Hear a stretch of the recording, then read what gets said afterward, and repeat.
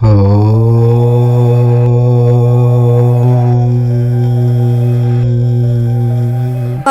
ప్రతి నెలా వస్తుంది, కానీ కార్తీక పౌర్ణమికి ఉండే ప్రత్యేకత మరే పున్నమికి ఉండదు. ఖగోళపరంగా చూస్తే ఏడాది మొత్తం మీద జాబిలి ఆ రోజు ఉన్నంత ప్రకాశంగా మరే రోజు ఉండదు. అంతలా వెలిగిపోయే వెన్నెలకే కన్ను కుట్టేలా గుడి ప్రాంగణాలు, జలాశయాలు కార్తీక దీపాలతో శోభాయమానంగా వెలిగిపోతూ ఉంటాయి ఆ రోజు. అయితే ఈ కార్తీక పౌర్ణమి రోజు గోవు కనిపిస్తే ఇది ఒక్కటి పెట్టండి చాలు, తరతరాలకు తరగని ఐశ్వర్యం వస్తుంది, ఆస్తి వస్తుంది, వద్దన్నా డబ్బు వస్తుంది, అంతులేని సంపదలు వస్తాయి. ఈరోజు గోవుకు ఈ పదార్థాలు తినిపించటం వలన 33 కోట్ల మంది దేవతల అనుగ్రహం లభిస్తుంది. జీవితంలో మిమ్మల్ని అన్ని విజయాలే వరిస్తాయి. జన్మ జన్మల పాపాలు పోయి కోటి జన్మల పుణ్యం వస్తుంది. కోటి దానాలు చేసిన ఫలితం వస్తుంది. మరి ఇంతకీ కార్తీక పౌర్ణమి రోజు గోవుకు ఏం పెడితే తరతరాలకు తరగని ఆస్తి వస్తుందనే విషయాన్ని ఇప్పుడు మనం ఈ వీడియోలో వివరంగా తెలుసుకుందాం. ఫ్రెండ్స్, ఫస్ట్ అయితే ఈ వీడియోకి ఒక లైక్ కొట్టి మా ఛానల్ని సబ్స్క్రైబ్ చేసుకొని మాకు సపోర్ట్ చేయండి.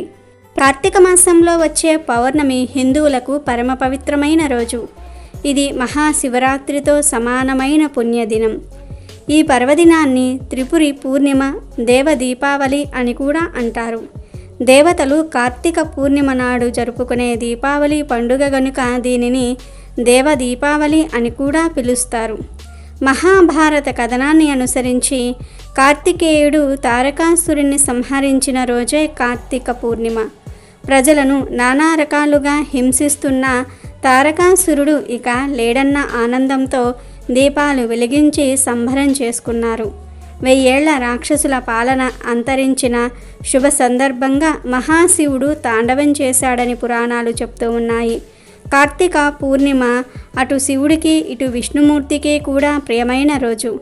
ఆ రోజు దీపం వెలిగిస్తే మనం తెలిసి తెలియక చేసిన పాపాలన్నీ కూడా హరించుకుపోతాయి. కార్తీక పౌర్ణమి రోజున రుద్రాభిషేకం చేస్తారు. కార్తీక పూర్ణిమ రోజు అందరూ ఉపవాసం చేస్తారు. మరి ఆ ఉపవాసం ఎలా చేయాలి?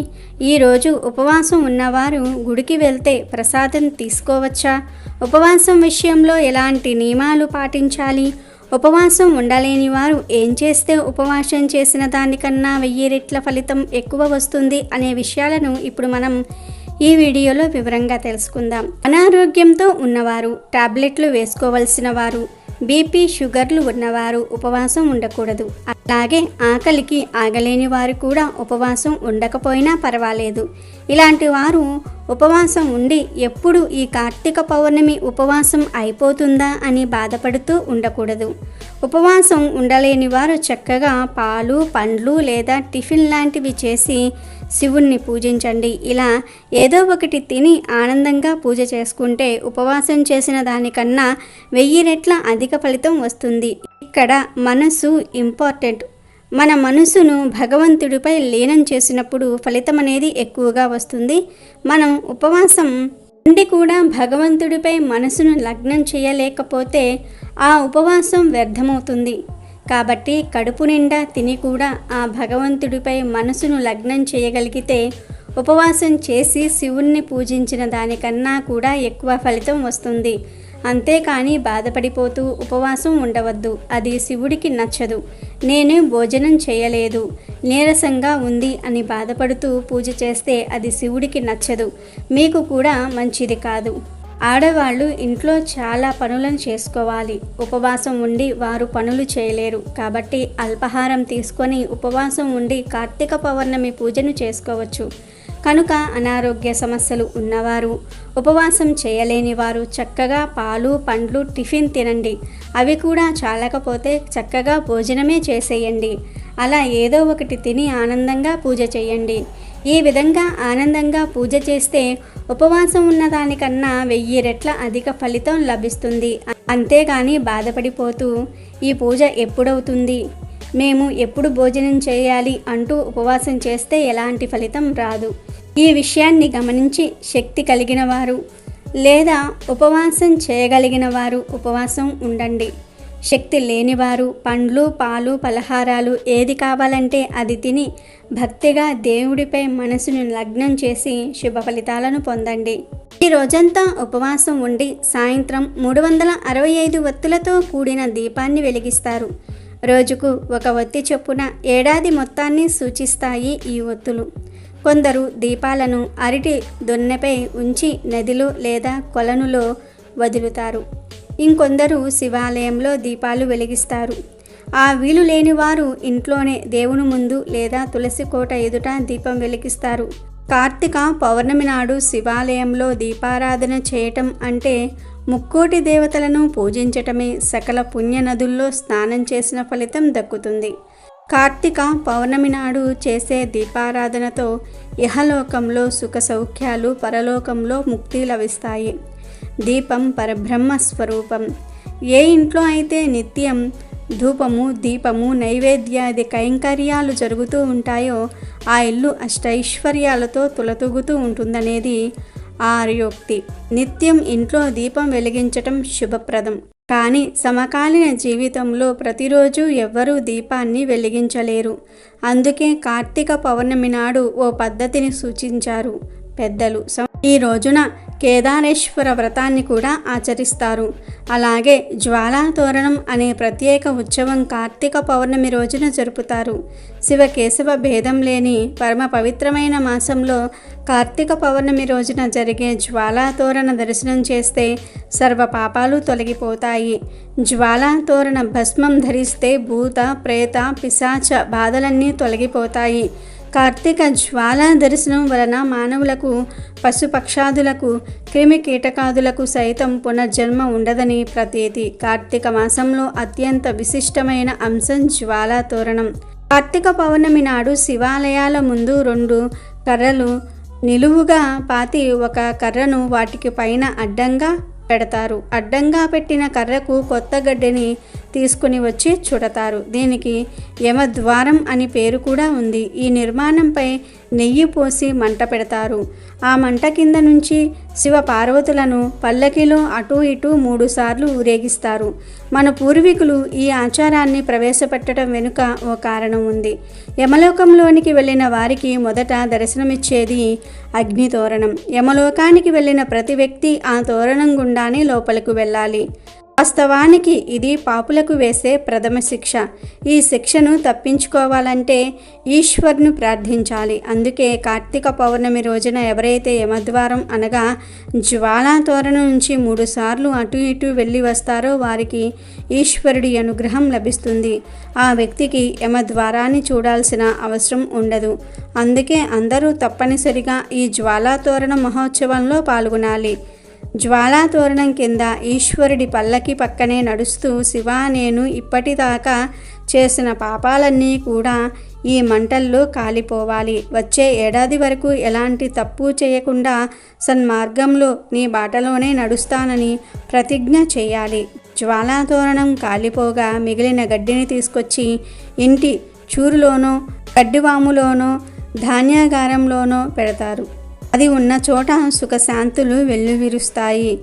అది ఉన్న చోట భూత, ప్రేత, ఉగ్ర భూతాలు ఇంటిలోనికి రావని విశ్వాసం. ప్రాచీన భారతీయ సంస్కృతి సంపదలకు ప్రతీక పవిత్ర గోమాత.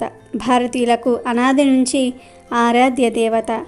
చతుర్వేదాలలోనే కాక హిందూ ధర్మశాస్త్ర గ్రంథాలలోనూ, భారత, రామాయణ, భాగవతాది పవిత్ర గ్రంథాలలోనూ గో మహిమ అసామాన్యమైనదిగా అభివర్ణించబడింది. శ్రీకృష్ణ భగవానుడు స్వయంగా గోమాతను పూజించి సేవించి గోపాలకుడిగా వాటి ప్రాముఖ్యతను వివరించాడు. దేవతలతో సరి సమాన కీర్తిని గోవులు సంపాదించాయి. సర్వదేవతా ఆవాసం గోవు. గోవును తల్లిగా భావించి తల్లి చేసే మేలును మనకు కలిగిస్తుంది. కనుక గోవును గోమాతగా తలుస్తాము. ప్రపంచంలో ఉన్న జీవులలో ఆక్సిజన్ పీల్చి ఆక్సిజన్ వదిలే ఏకైక జీవి గోవు. గోవు పాద ముద్రలు పడిన స్థలం అష్టైశ్వర్యాలకు నిలయం. గోవు పవిత్రతకు మరియు శుభానికి చిహ్నం. ప్రాచీన పవిత్ర భారతీయ సంస్కృతి సంపదలకు ప్రతీక గోమాత. భారతీయులకు అనాది నుంచి ఆరాధ్య దేవత. మానవ జాతికి ఆవు కన్నా మిన్నగా ఉపకారం చేసే జంతువు మరియొకటి లేదు.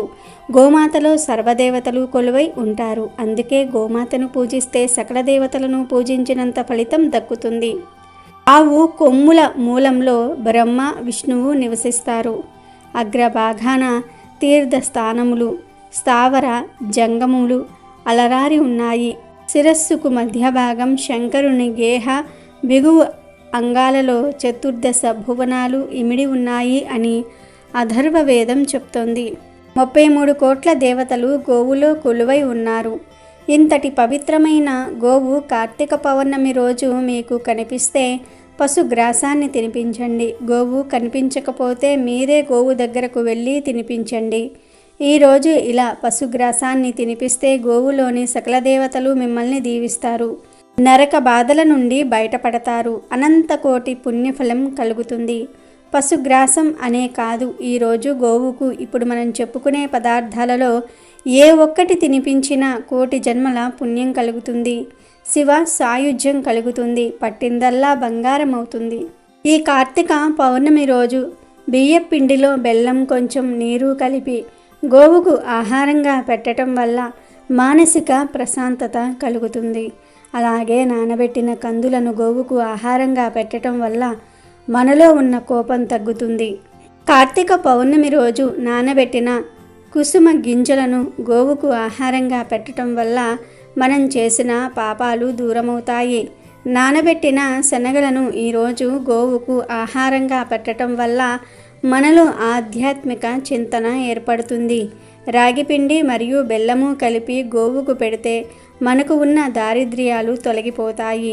కార్తీక పౌర్ణమి రోజు నానబెట్టిన పెసర్లను ఆవుకు ఆహారంగా పెట్టడం వల్ల విద్యా అభివృద్ధి కలుగుతుంది. ఈరోజు ఉడికించిన ఆలుగడ్డలను గోవుకు ఆహారంగా పెట్టడం వల్ల నరఘోష పోతుంది. అలాగే ఈరోజు ఆవుకు క్యారెట్ ఆహారంగా పెట్టడం వల్ల వ్యాపార అభివృద్ధి చెందుతుంది. బీట్రూట్ పాలకూరను కలిపి గోవుకు ఆహారంగా పెట్టడం వల్ల ఐశ్వర్యం కలుగుతుంది. కార్తీక పౌర్ణమి రోజు గోవుకు దోసకాయను ఆహారంగా పెట్టడం వల్ల శత్రువులు మిత్రులవుతారు. టమాటాను ఆహారంగా పెట్టడం వల్ల వివాహ ప్రాప్తి కలుగుతుంది. ఈరోజు గోవుకు వంకాయను ఆహారంగా పెట్టడం వల్ల సంతాన ప్రాప్తి కలుగుతుంది. కార్తీక పౌర్ణమి రోజు గోవుకు అరటిపండ్లు ఆహారంగా పెట్టడం వల్ల ఉన్నత పదవులు కలుగుతాయి. ఈరోజు బెండకాయను పెట్టడం వల్ల మనోధైర్యం కలుగుతుంది.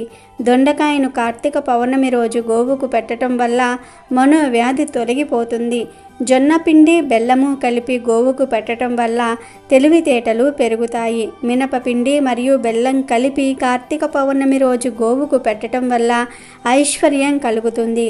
గోధుమ పిండి బెల్లం పెట్టడం వల్ల ఉద్యోగ ప్రాప్తి కలుగుతుంది. నానబెట్టిన పెసరపప్పు పెట్టడం వల్ల ఇంద్రియ నిగ్రహ శక్తి పెరుగుతుంది. నానబెట్టిన కందిపప్పు పెట్టడం వల్ల రుణ బాధలు తీరిపోతాయి. నానబెట్టిన మినప్పప్పును పెట్టడం వల్ల సంపూర్ణ ఆరోగ్యాన్ని పొందుతారు. పచ్చి శనగపప్పు పెట్టడం వల్ల కుటుంబ కలహాలు దూరమవుతాయి. శనగపిండి బెల్లము కలిపి పెట్టడం వల్ల కోర్టు వ్యవహారాలలో విజయం పొందుతారు. కార్తీక పౌర్ణమి రోజు గోవుకు నానబెట్టిన పొట్టు పెసరపప్పు పెట్టడం వల్ల బుద్ధి కుశలత కలుగుతుంది. ఇలా కార్తీక పౌర్ణమి రోజు ఆయా పదార్థాలను భక్తితో గోవులకు సమర్పించుకుంటే మీకు ఉన్న సమస్యలు సులభంగా పోతాయి. తరతరాలకు తరగని ఐశ్వర్యం వస్తుంది. ధనలాభం కలుగుతుంది.